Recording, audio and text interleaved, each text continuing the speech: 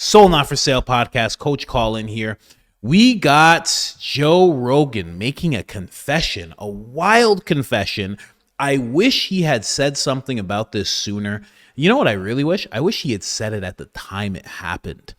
That would have been great to know because it would have helped us all when we saw the narratives going around back in 2020, and we would have understood even more so that the powers that be were trying to control things on a wild level. Now, I'm going to play the clip, and then we're going to guess which presidents were trying to cancel Joe Rogan.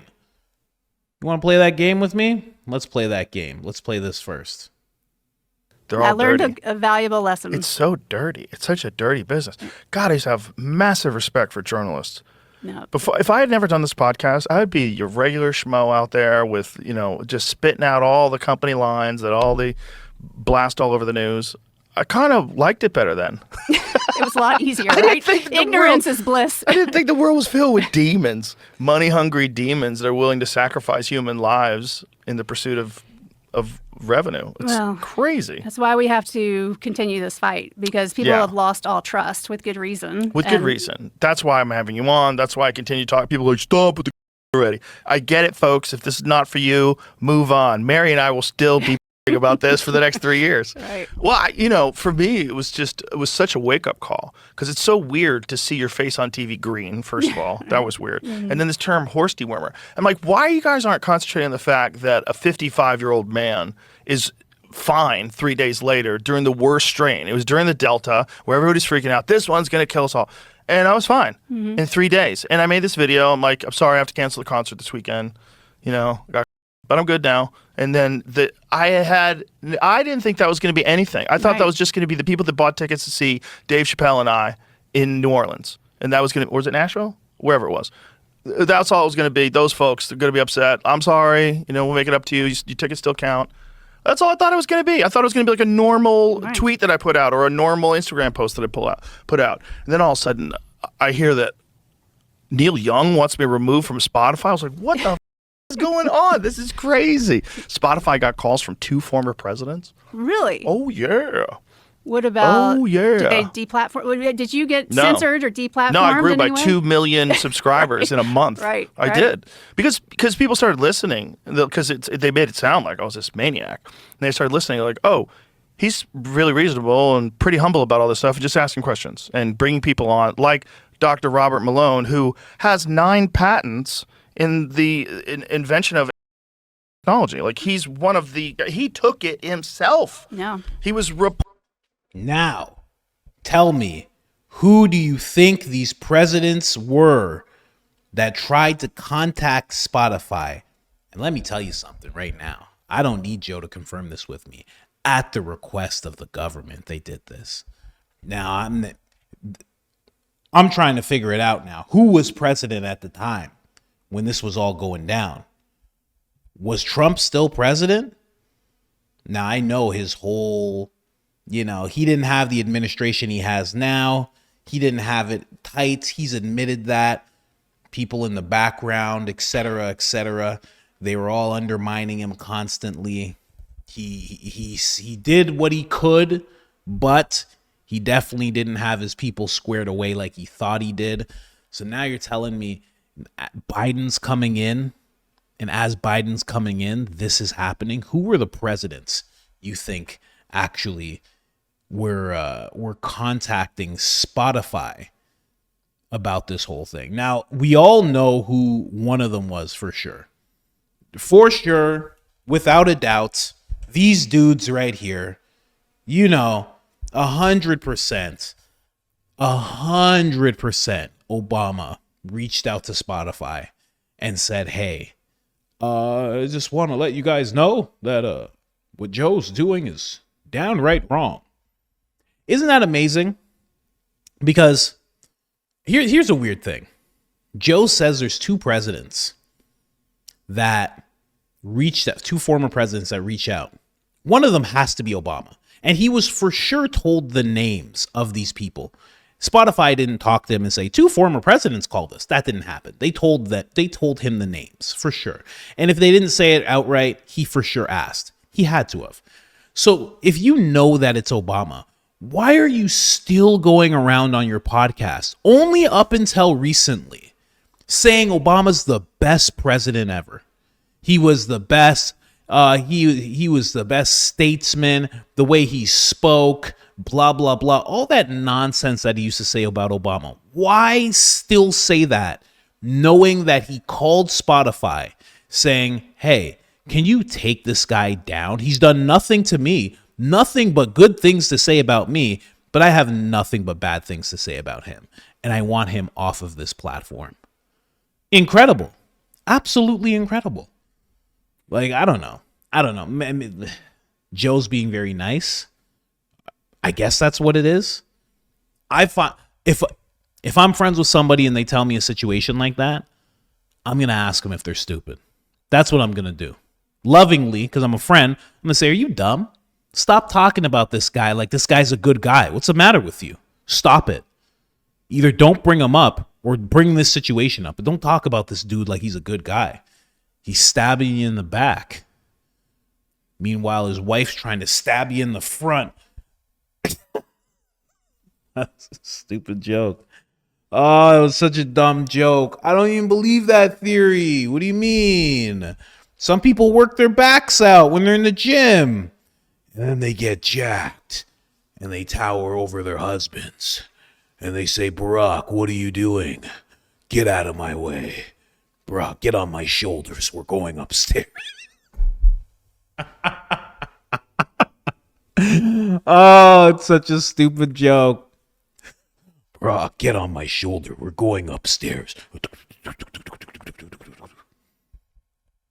Please, Michelle, please, if you could just calm down, okay? Just back up, all right?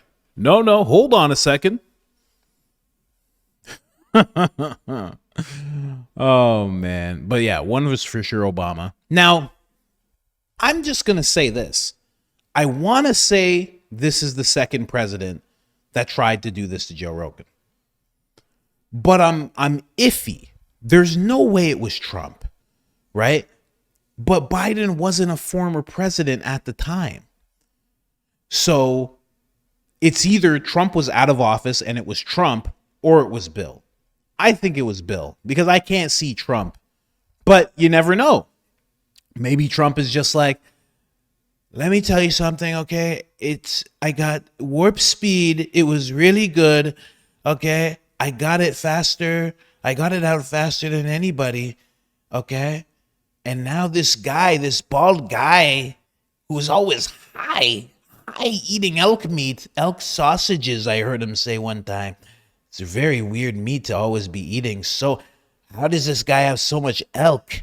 It's very weird. It's very weird stuff. Venison, I understand, but this guy always with the elk. The elk population is suffering because of this guy.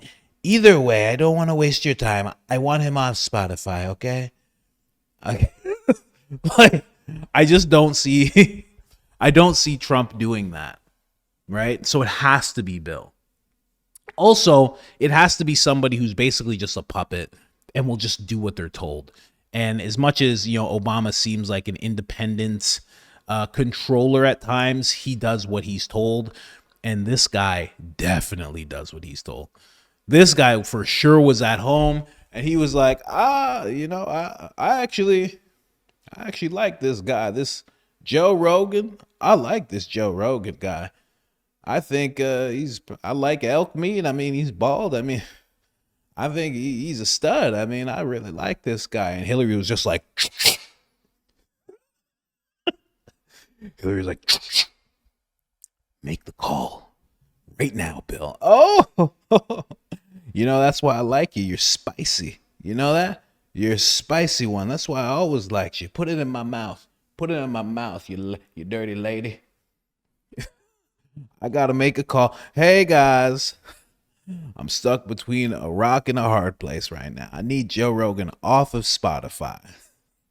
She has one in the chamber, please. Y'all can't do this to me, please. We really need this guy gone. And she's just like, you'll be body 56. You'll be body 56. Anyway, if you know, you know, right? Anyway, oh man, it's Father's Day. I hope you guys are having a great Father's Day. I'm having my first real Father's Day. The first Father's Day when the kid is just like a baby, like an infant. That's one thing. This is like a real Father's Day. The kid's running around. Kid's gonna be able to give me a hug, and it's a pretty incredible thing. And I've wanted to do it. And you know what I was thinking? Off topic, but for Father's Day, I think on my mom's side of the family, this might be the first time, besides my brother, because my older brother, he's a shining example of a father, and I look at him as an example. But aside from him, there haven't been present good fathers in our family, in our line, for almost 100 years. On my dad's side, it might be similar, but again, I have a brother there as well, and a sister who has a husband that's active there. But it's been a long time in my bloodline since there's been fathers like this, taking care of their kids, being there every single day, you know? And yeah, I always take it seriously, but when I started realizing that, I'm like, wow, that's something. But anyway, and I have the dad shirt on. I didn't even mean to do that. Anyways, guys, I just wanted to bring that to you really quick. All you fathers out there, thank you so much for what you're doing. You're building squared away men and women alongside your wives. You're doing a great job. It goes unnoticed all the time, but I notice. I think you guys are doing an amazing job.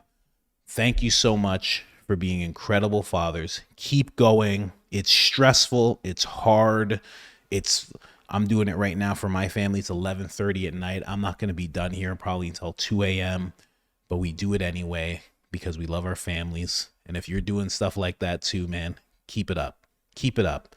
So I forgot to actually include this in. I forgot to make this point. I just wanted to add this in, that the fact that these two former presidents were willing, this is a serious note, the fact that they were willing to make these calls, the fact that they did, and they were trying to deplatform Joe Rogan, only shows us even more. And I know for you out there who had to stand tall through that whole thing, like I had to stand tall through that whole thing, we already had the feeling. But just knowing that happened shows that even more so, that was really happening. And we were not crazy. And they were really trying to fool us. They were really trying to suppress at every turn. It really shows something there. And that's the reason why I'm saying, wow, I wish Joe Rogan would have talked about that sooner, because that shows a lot. That showed their hand. If he had talked about that right away, we all would have understood even more. You know, it's like when Tucker Carlson, Facebook throttled down Tucker Carlson's articles and videos. And he was like, why? What did I do? And then later on, Meta released, or Zuckerberg released the fact that, he was told to do it by the Biden administration. It's like, we have to know that stuff. You know, there's so many of us. There's still people out there who are like, nah, your content's just not good. It's like, no, sometimes there's more to it. And that happening to Joe is crazy. Crazy. I just needed to say that really quick because it just shows so much of what they were trying to do. And if you dodged a bullet like I dodged a bullet, hallelujah, man. Good for you. Anyway, just wanted to say that. I'm out.